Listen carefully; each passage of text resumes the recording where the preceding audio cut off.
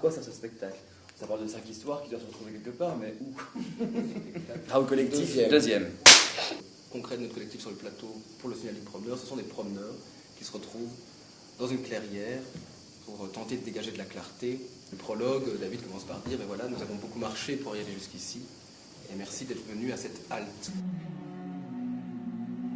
Donc le monde de la forêt comme écosystème, c'est quelque chose qui nous intéresse, qui est un lieu très hostile en fin de compte, et qui est étrangement le lieu vers lequel fuient plusieurs de nos figures, et qu'il y ait cette idée de quitter une civilisation, des formes figées, pour aller vers un monde en réalité plus dur.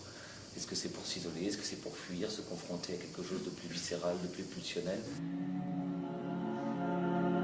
Beaucoup de nos figures se retrouvent face à quelqu'un, son sommet de s'expliquer.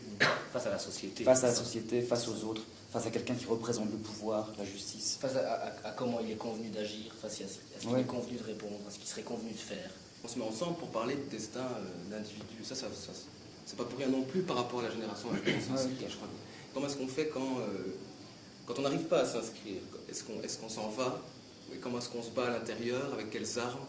Enfin, ça nous travaille, bien sûr. Je sais pas, j'allais parler un peu de l'aspect politique du spectacle. On a quand même, sans s'inscrire dans un parti ou dans une idéologie stricte qui serait celle unanimement partagée par le groupe, il y a quand même, nous partageons cette même révolte et ce même désir de métamorphoser le monde, même si nous savons bien que ça ne sert à rien, toi aussi. on partage ce désir-là dans une même veine quand même. On est né à une époque où le communisme était mort, c'est grave ou c'est pas grave, j'en sais rien, j'ai jamais vraiment réfléchi, mais en tout cas, cette capacité des hommes à se rassembler ensemble pour discuter des grandes questions actuelles, c'est quelque chose qu'on ne connaît pas et qu'on se tente de faire sur la clairière, quoi.